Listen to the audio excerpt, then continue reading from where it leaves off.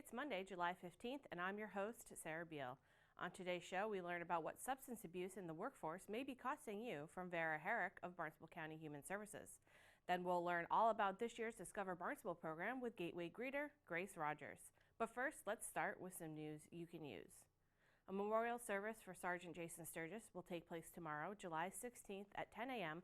in the Performing Arts Center at Barnstable High School. The Barnstable Police Department announced Sergeant Sturgis' sudden death last week. Sturgis had been with the police department for 19 years. All of us here at Channel 18 offer our condolences to the Sturgis family as well as the Barnstable Police Department at this difficult time.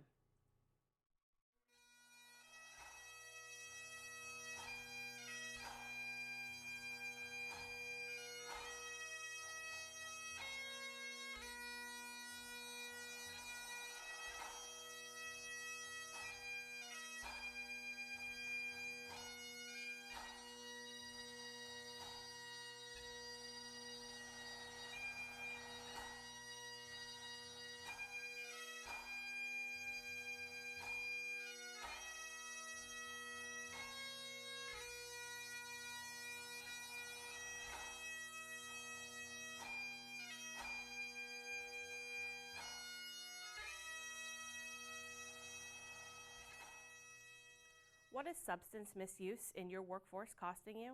In the past 10 years, persons employed in the trades and service industries made up 65% of opioid overdose fatalities on Cape Cod. The Barnstable County Department of Human Services has produced an employer toolkit to help employers determine how substance use is impacting their bottom line in terms of lost productivity and increased labor costs and employee health and wellness.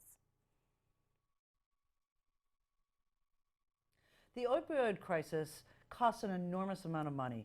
With me today to break that down and what people can do to learn more about how much money it costs is Vera Herrick from the Barnstable County Human Services Deputy Director.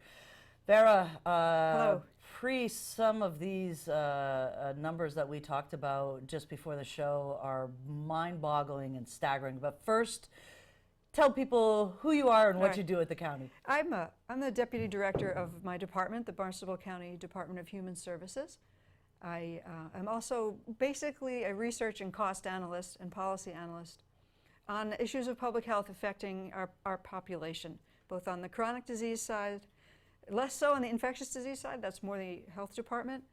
But given that the substance use issue and problem is emblematic of a chronic disease-related issue, we are front and center in working on that and helping coordinate county resources and thinking on the subject.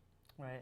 So you've developed a website that is a resource for everyone in the community, from businesses and organizations right down to parents, called My Choice Matters.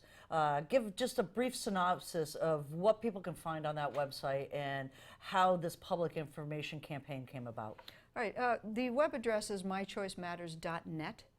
And on that website, we have various toolkits and resources that will help parents, teachers, employers, you name it, to understand the substance use related issue by substance. It's not just this overarching thing, but we go through marijuana, cocaine, meth, the various opioids, obviously, affecting our community, with facts about these substances, and then tools and resources for our community to understand and address the issue within their particular scope. So if it's a parent, your scope of direct interest is your immediate family, most likely your kids or other loved ones who might have an issue.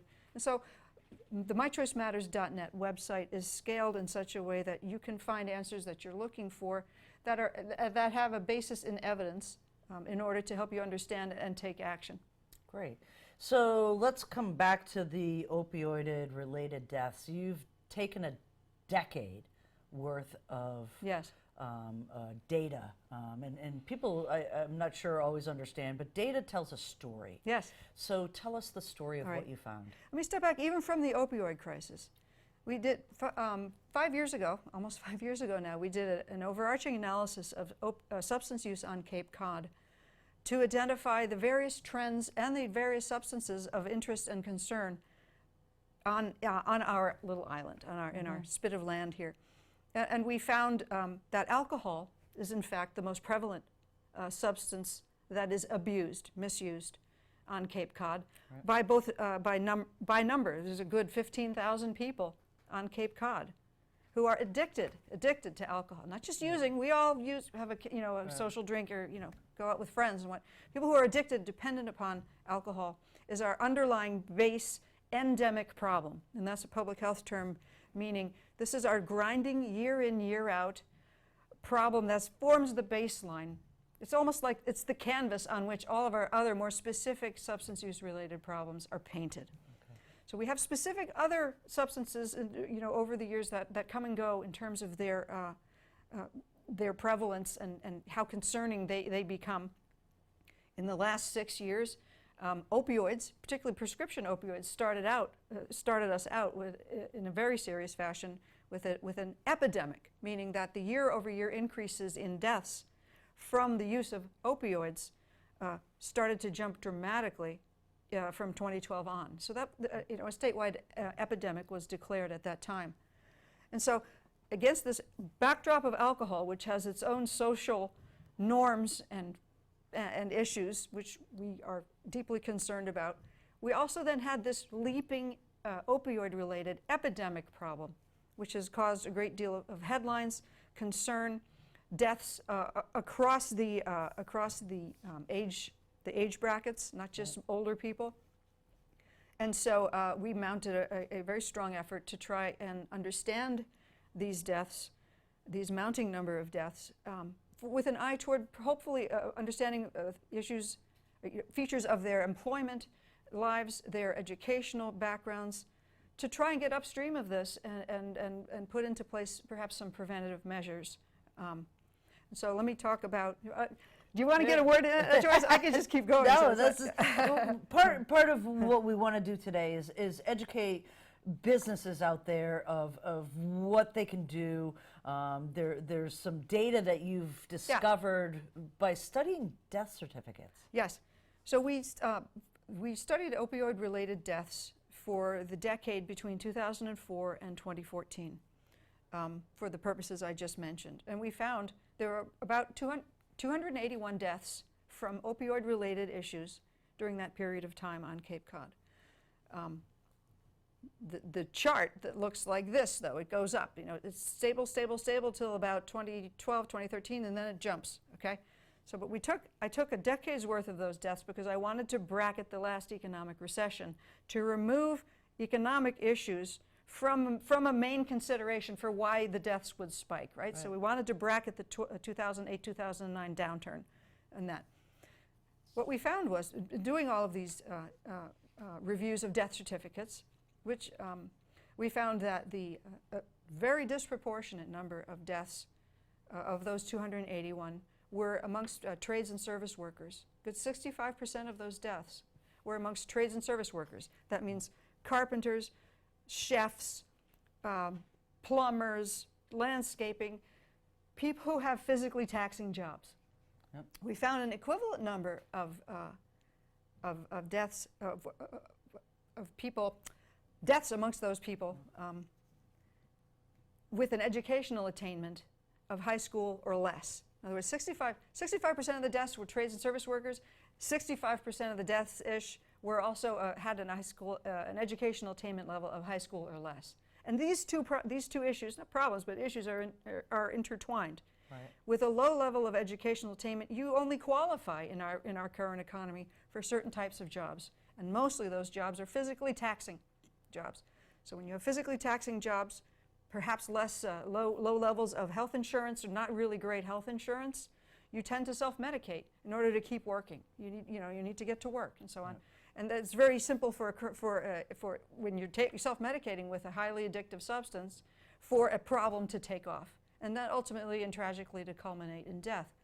So this is the genesis that we understand from the work that we did of some of these disproportionate deaths in our trades and service workers.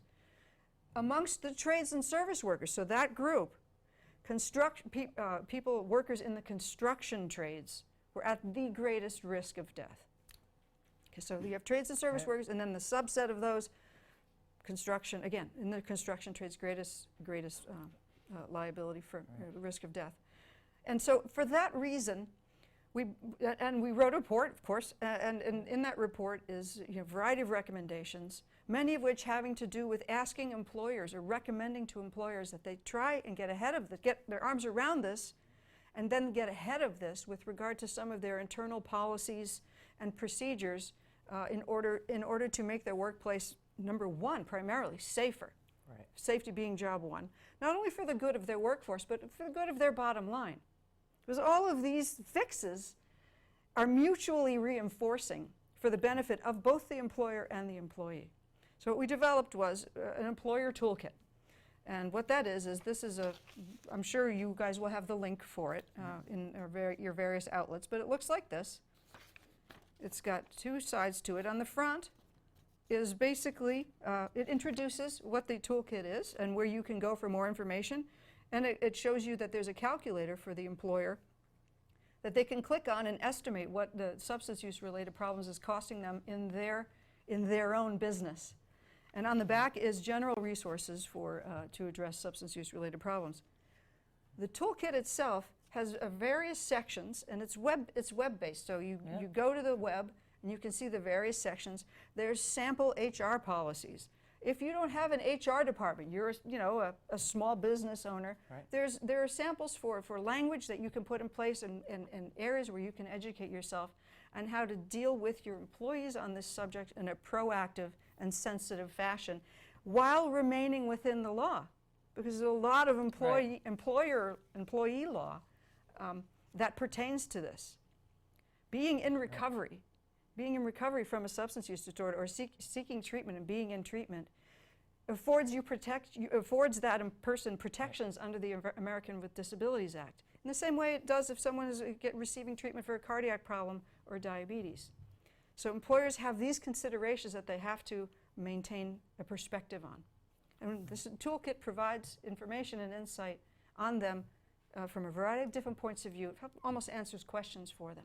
Right. And one of the things that I saw on this that was really brings it home to a business owner, especially a small business owner, is bottom line, right? Yeah. So there's a calculator that they can click on and actually find out how much it may cost or is costing their business.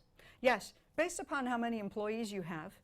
It's a very simple calculator. You go in and it asks you how many employees do you have, where are you located in the world, United States and so on. And what the likelihood is of a substance use related problem in your workforce costing you. And those costs would be low productivity or calling out sick, more than one would want. Or accidents, obviously accidents, having to replace an employee that you have to let go and then retrain someone else. Right. And in a very tight labor market, such as all of our tradespeople are seeing right now, we hear that from everyone, that they can't find workers, the type of workers they need. In a tight labor market, this is a particularly acute problem because without ability to fill your crews with able-bodied people, you're losing money. Right.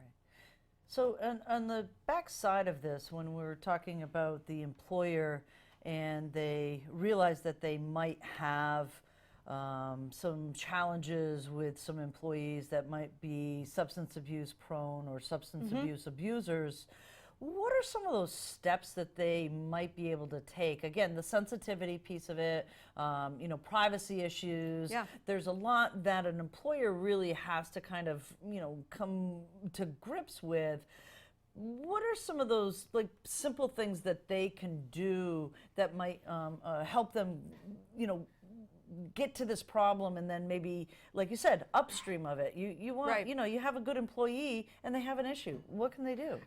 All right, so just stepping back from a particular in-the-moment situation with an employee, I would say among the first things and the most important things that an employer should do is have a workplace safety policy. Particularly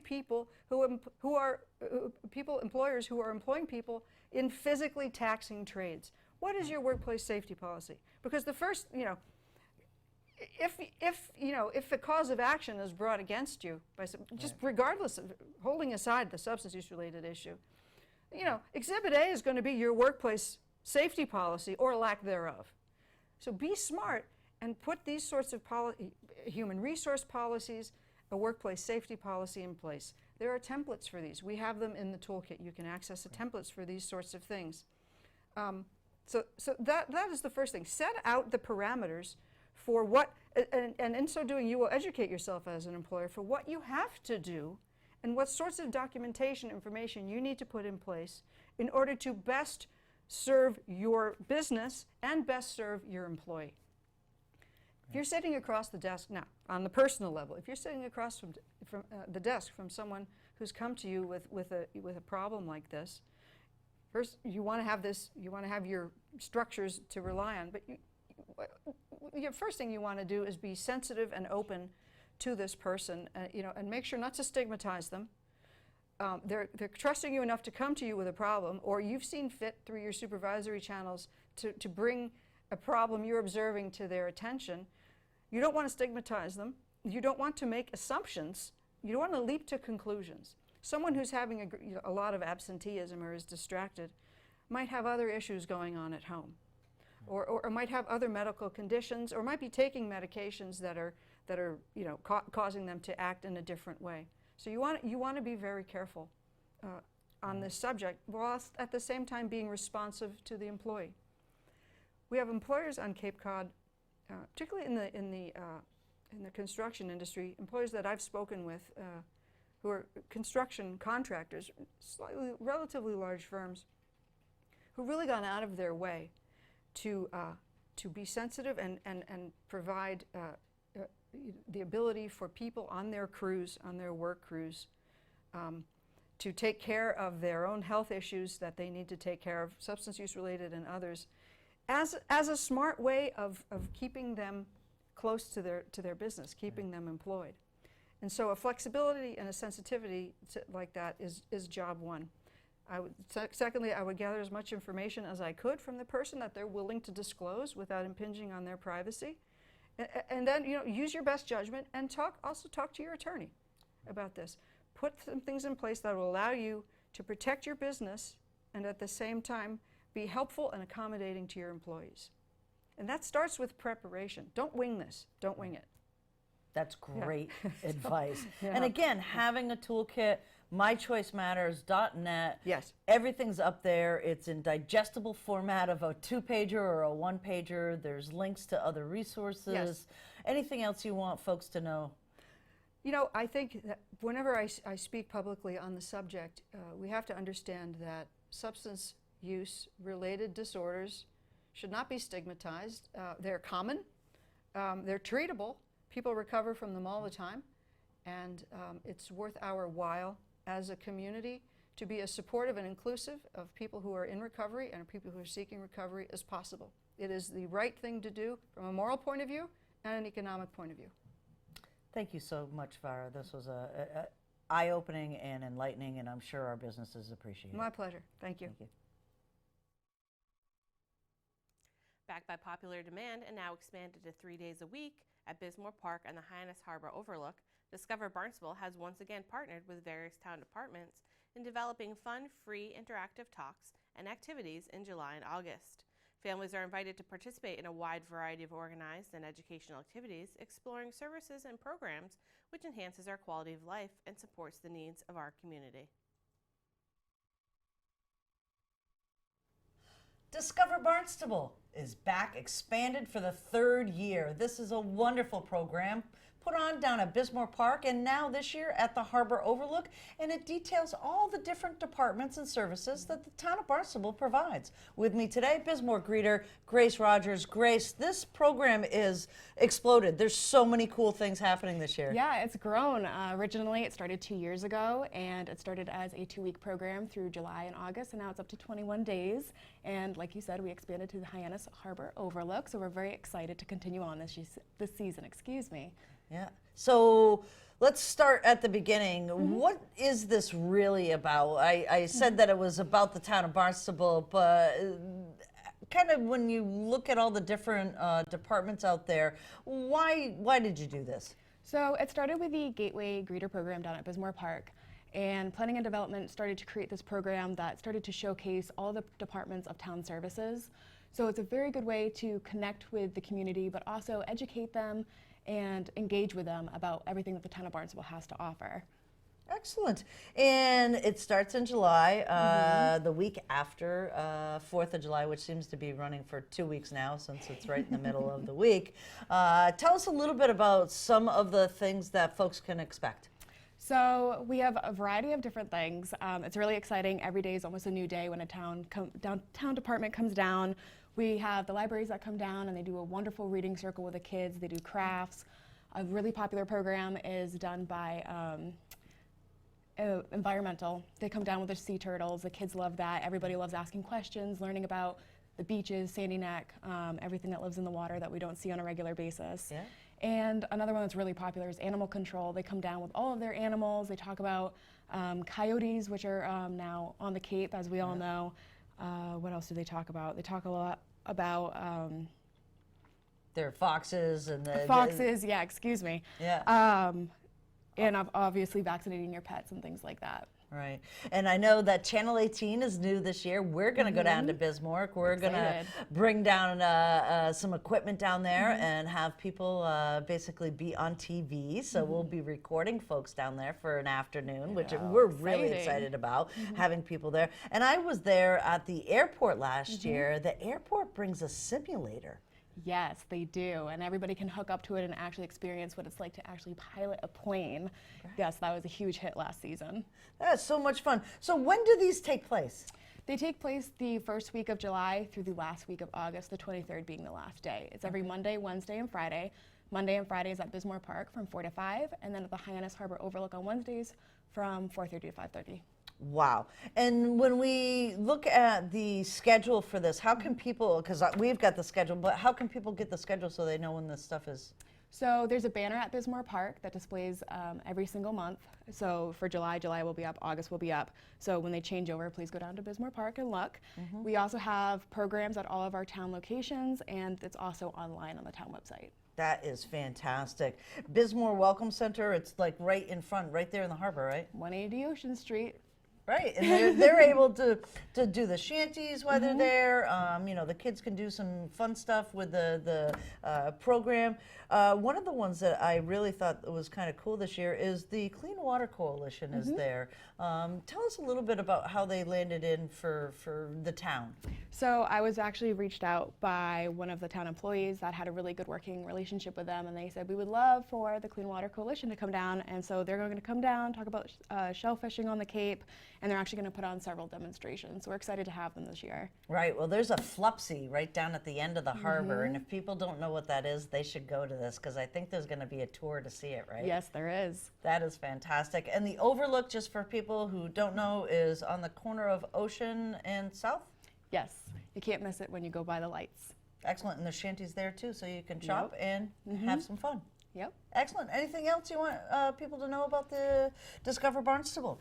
Just keep looking for updates on our Instagram page, which is Park Happy Barnstable. Fantastic. Thanks so much, Grace. Thank you, Paula. This week's Discover Barnstable schedule includes the Barnstable Municipal Airport at Bismarck Park today, July 15th, from 4 to 5 p.m. On Wednesday, July 17th, Barnstable Golf will be at the Harbor Overlook from 4:30 to 5:30, and on Friday, Senior Services will be at Bismarck Park from 4 to 5. Let's take a look at this week's Board, Committee, and Commission schedule.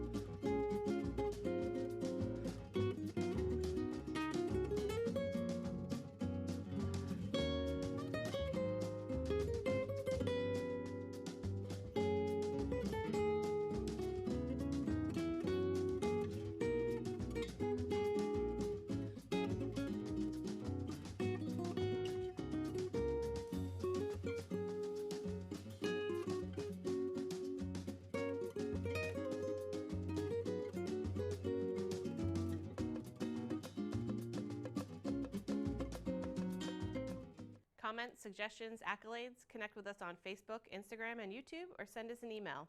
Channel 18 works for you. For Barnstable Today, I'm Sarah Beal.